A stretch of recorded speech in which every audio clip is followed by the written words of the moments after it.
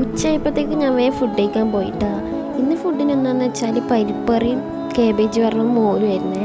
മോര് എനിക്കിഷ്ടം, ഞാൻ പറഞ്ഞിട്ടുണ്ടല്ലോ ഓൾറെഡി. അങ്ങനെ വൈകുന്നേരം നല്ലൊരു ഉറക്കത്തിന് ശേഷം വന്നിട്ട് ചായ ഉണ്ടാക്കിയെന്നേ. കട്ടൻ ചായ എന്നിട്ട് ഞാൻ ഉണ്ടാക്കുന്നത്. ഉറങ്ങി എണീച്ചതിൻ്റെതാണോന്ന് അറിയില്ല. വെള്ളം ചൂടുണ്ടാക്കാൻ ഞാൻ കൈയൊന്ന് വെച്ച് നോക്കേനി. കൈ നല്ലോണം പൊള്ളിയിട്ടാ. ഇത് ചായക്ക് അങ്ങനെ പ്രത്യേകിച്ച് കഴിക്കാനൊന്നുമില്ല.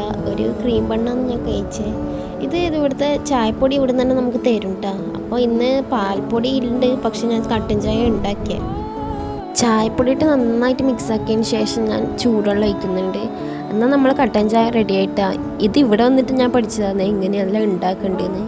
നല്ല ചൂടില്ലോണ്ടും എനിക്ക് വേഗം ചായ കുടിക്കണം എന്നുള്ളതുകൊണ്ട് ഞാൻ കുറച്ച് സമയം തണിച്ചു കിട്ടാം. അങ്ങനെ ചായ എടുത്ത് ഞാൻ വേഗം ഹോളിൽ പോയിരുന്ന് കുടിക്കുന്നത്. അതിന് ശേഷം ഞാൻ മുറ്റത്തേക്ക് ഇറങ്ങി നോക്കി. നല്ലൊരു കാലാവസ്ഥയായിരുന്നു, കുറേ പക്ഷികളൊക്കെ വന്നിട്ടുണ്ടായിരുന്നു.